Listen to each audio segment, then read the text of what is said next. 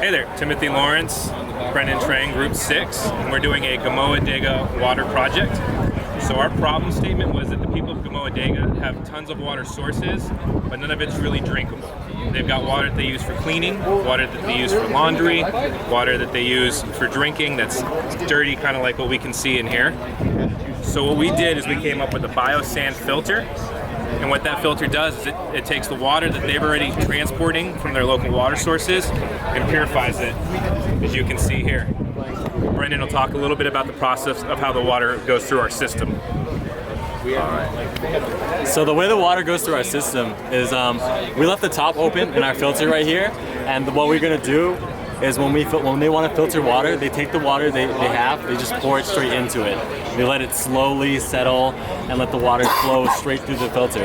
And in the filter we have 3 different layers that are separated by burlap. So we have a sand layer on the top, which is where most of the bacteria is going to reside. This bacteria is going to purify, is going to clean the water of things such as fecal contaminants and E. coli, and then it'll also filter out lots of things such as dirt and rocks and other types of contaminants. The second layer involves a gravel layer, which is it's not entirely small rocks, but it's like rocks. And then finally the last layer is large rocks, and the water filters all the way through and sits in the large rock area where we pump it out.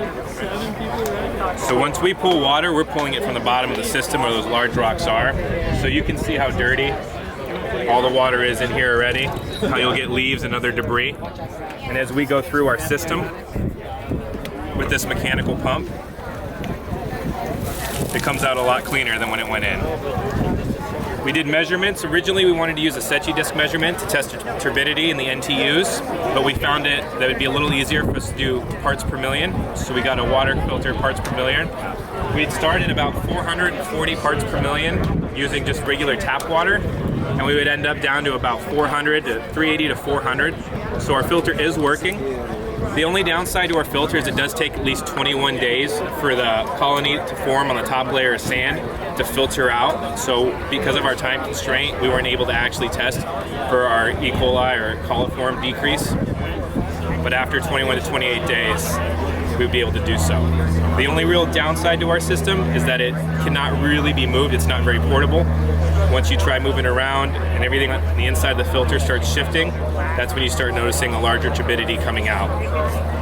Another thing we also tested for was gallons per minute, which was the flow rate of the pump.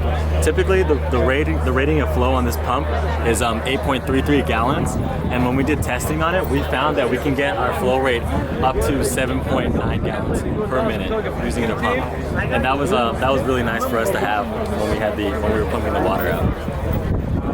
Good.